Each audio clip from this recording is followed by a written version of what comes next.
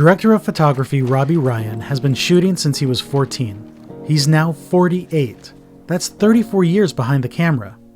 But don't worry, we've broken down his prodigious career into 3 fundamental chapters.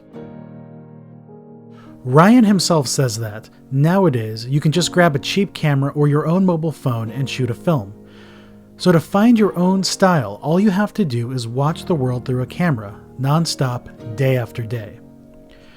There's no need to worry about light. The world has enough light. Much of what you need to learn, you can learn from practice. The theory and practice of cinematography is something we can find in much of Ryan's work, and it's especially evident in his collaborations with Andrea Arnold, but we'll talk about that later. In terms of style, Ryan prefers to adapt his work to that of the directors he's working with. The intimate style of Arnold's films has nothing to do with that of Ken Loach. With Loach, Ryan uses long lenses that allow him to shoot without disturbing the actors on set.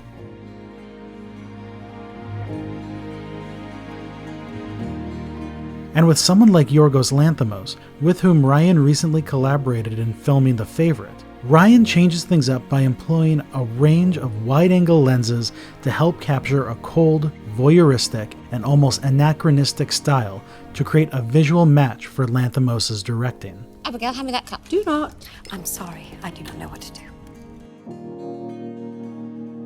Still, today, Robbie Ryan prefers shooting with film.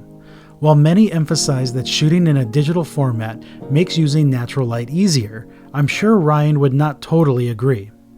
To make his point, Ryan asks his audiences to look at the past, to see the work of a filmmaker that we all know, a filmmaker who worked so well with natural light, the great, incomparable John Cassavetes. Fortunate for Ryan, in his career he has found several fellow travelers who also prefer to shoot with film, like Ken Loach, with whom Ryan has collaborated on 3 films, and all 3 of course were shot in 35mm, The Angels Share, Jimmy's Hall, and I. Daniel Blake, winner of the Palme d'Or.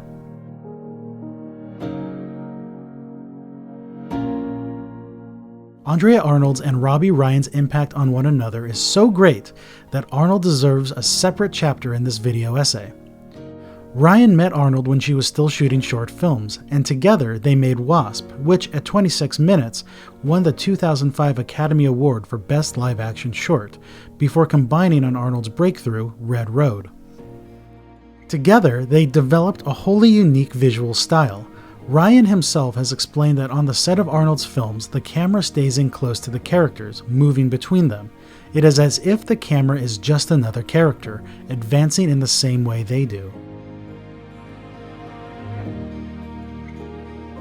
This visual style puts focus on people. That's one reason why Arnold and Ryan have shot many other films in a 4:3 aspect ratio. The narrower width of the image prevents the viewer's gaze from wandering. Instead, the viewer stays focused on what is fundamental: the people, the faces, the hands.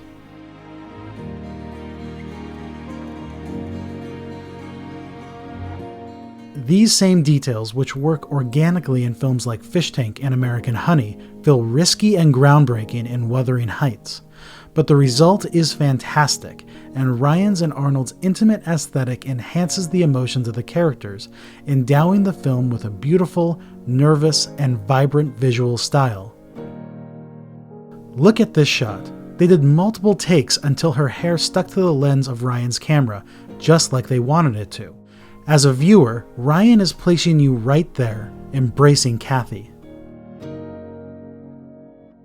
For any film lover, it's good to know that not only Andrea Arnold, but also filmmakers like Sally Potter, Ken Loach, and Yorgos Lanthimos continue to call on Robbie Ryan to light and shoot their films.